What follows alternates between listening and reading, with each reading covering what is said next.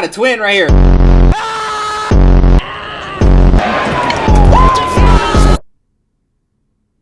Today we're talking about Cam Scatable, who's the New York Giants running back who just drank beer out of his shoe after hitting 1,000 subs on Twitch. Although he snapped his ankle in half a couple of weeks ago, this guy has become a viral sensation. From concussing himself before practice to ripping his shirt off on national television, we're going to take a look at how we got here with Cam Scatable. Starting out with his college career at Sacramento State, there's a young Cam Scatable right there, full head of hair. So coming out of high school, this guy only has one D1 offer, and it's to Sacramento State. Alright, here he is in high school right here, 2018. He was a high school junior. I mean, just running over people. Look at, oh my god. Oh my, just bulldozing. He's still up. Still going. Beast mode, just going crazy, alright? But then he gets to Sacramento State, COVID happens. And after COVID, he's number 2 on the depth chart behind this guy, Elijah Dotson. Alright, look at that smile. Star running back in the making right there. Until Elijah Dotson leaves mid-season due to family reasons. So it's a classic movie story. Scatable steps up. He becomes Big Sky Offensive Player of the Year. He has all these yards, all these touchdowns, all the Sacramento State hugs. And I mean, this guy was doing everything, alright? He was running the offense. He was on special teams. He was doing everything he could to help his team win, playing exactly like how he plays today, alright? Carrying guys into the end zone. So he blows up the FCS. Sacramento State end up 12-1, but then 24 hours after their final game, Sac State's Troy Taylor, his head coach, leaves and goes to Stanford, takes his running back coach with him. And that results in Cam Scatable entering for the portal just a couple of days later. Now, this time around, Scatable hits the portal, and there's a lot of teams calling for him, alright? It's not like his high school days where there was only one offer. And this is pretty much the start of when Scatable's personality really started to show throughout the nation. So Scatable commits to Arizona State coming out of the portal. All right, this is head coach Kenny Dillingham right here. And the Sun Devils are not good at football. They're not known for football. They went 3-9 the year before. They're projected to be last in their conference. But Coach Dillingham builds his offensive system around Scatable, and they start running football. Look at his stat line, 177 yards and 3 touchdowns. He's basically the focal point of the offense. And this is where the CTE allegations begin.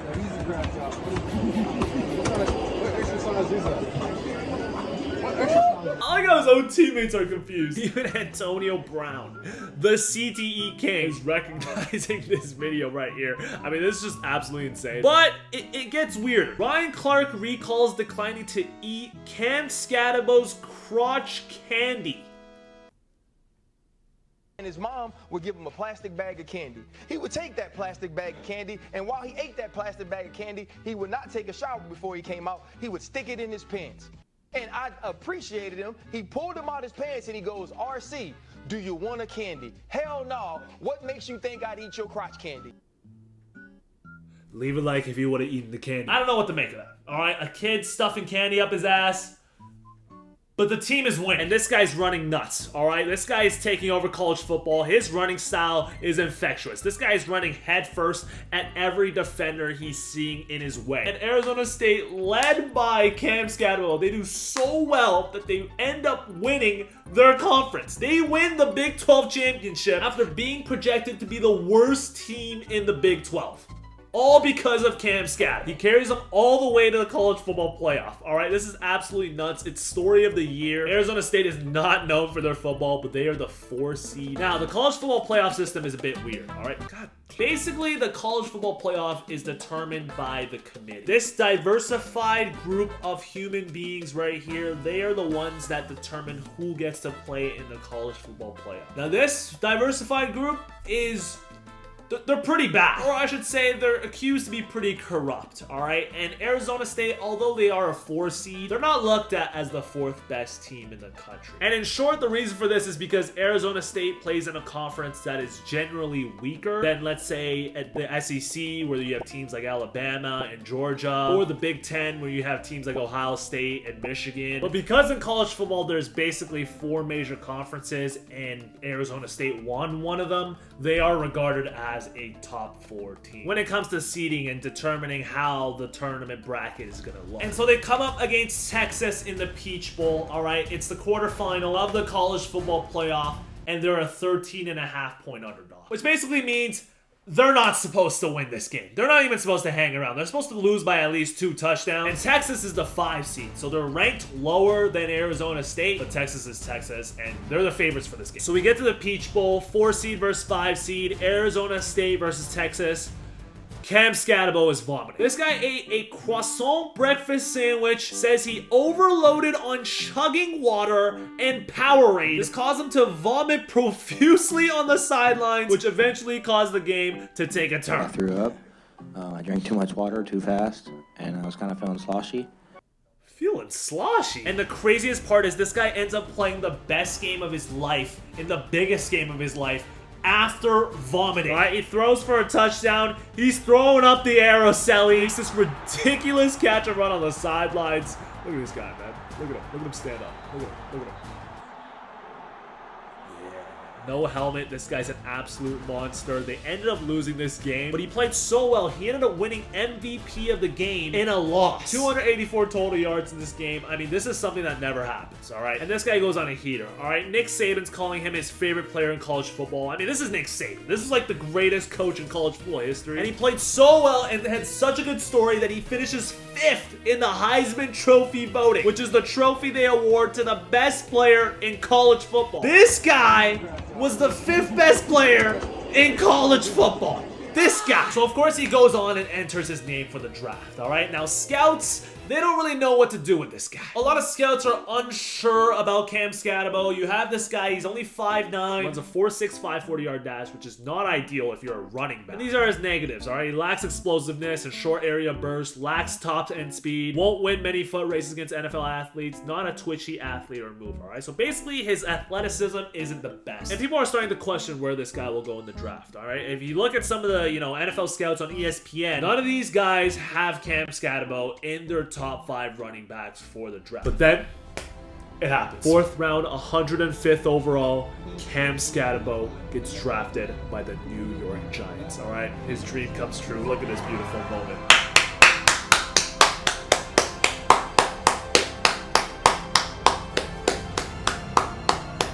Starts doom scrolling right away. On IG Reels right away, all right? New York Giants running back. Look at that, man.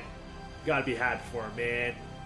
What a moment, man. So now he's in the National Football League, the biggest stage for American football. And he turns into peak final boss, final form, true national sensation, Cam Skattebo. I'll let his teammates tell the story here, all right? Here are his teammates giving their best Skattebo impression. Hey, let's go!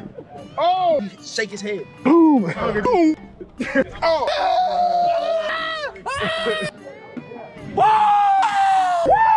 That tells the story right there, all right? Whether it's brain damage, CTE, or it's just his personality, his teammates know it's something. He's as genuine as they come. He's genuinely an idiot. His running back teammate, Tyrone Tracy, explained to everyone that there's nothing he can do to contain him. Like, he's just loud. This is the funniest part. We'll be in meetings and Scat asks a question, just yells it out. He might be wrong, but he'll yell it out and everyone looks at me. And imagine one of your classmates just yelling out questions. And imagine what you would think about that class. That's exactly how his teammates are looking at him. I've never seen someone chew seeds louder. He eats loud. He does everything loud. It's quiet in the meeting room and he's munching on seeds and I'm like, this is not normal. His teammates are comparing him to a Tasmanian devil. All right, this guy's personality is definitely showing through, but he continues to ball like how Cam Skattebo balls. All right, head down, running through people. This is my favorite highlight on the season. Look at him.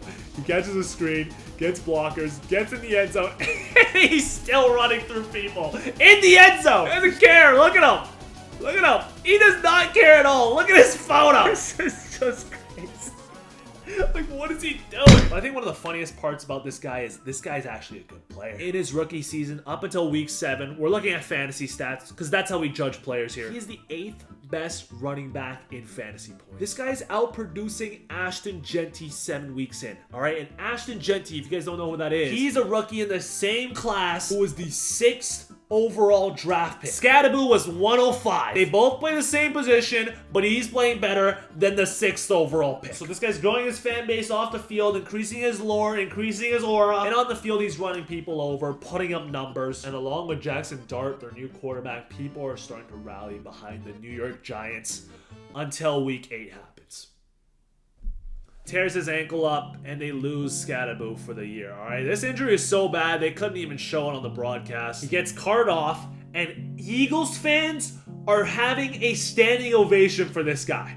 I mean, the Eagles hate the Giants, and Eagles fans are like the scummiest fans in the league, alright? They'll celebrate injuries to opponent players, but they are doing a standing ovation for Cam Scadaboo, alright? Everybody loves this guy. Look at his teammates right here, man. Everybody comes out to greet him. He's basically the heart and soul of the team. This is where it starts getting funny, alright? Scadaboo post-injury, he starts revealing more about his personality, who he is off the field, because he basically has nothing much to do, alright? I mean, look at him. He's adored by New York fans. This is him getting introduced at a Knicks game. Anunoby dunk sealed the win. The moment landed Cam on the front page of the papers. Oh, he's on the front page of the New York Post, man. Everybody's making so much noise for him at MSG. This guy is attending WWE events, alright? Here he is with Andrew Schultz. If you guys don't know who Matt Rempe is, he's a Rangers hockey player. All he does is fight, alright? If you look at all of his highlights on YouTube, it's just him fighting. That's literally his role, and he's rocking his jersey at a W. Look at him. He's ready to go, man. He's fired up. He doesn't care about his ankle. Clearly it's scripted. This guy's having the time of his life. But there's a group of fans out there, or I should say haters, that don't really support this. He starts getting a lot of online hate for enjoying his life, going to Knicks games, going to this WWE event. People are giving him online hate saying he should be rehabbing, shouldn't be in the public eye until he gets back. He's a rookie. He's only played this amount of games, yada, yada, yada. And it's honestly kind of sad because he ended up having to tweet something like this where he says he's not able to play football and have the fun he's been having his whole life. So when he's doing things outside the box to try to find stuff to keep himself happy, I think it's great. I mean, this guy is the New York Giants star running back at this point. I'd be showing up to every single event I possibly could as well. I don't blame him at all for doing any of this. Plus, it's entertaining for us. My favorite Cam Scadaboo public appearance was when he showed up to the UFC event. He's got the same scat shade on. His outfit is ridiculous. He's got the grills in, the shades. I mean, you got another ovation.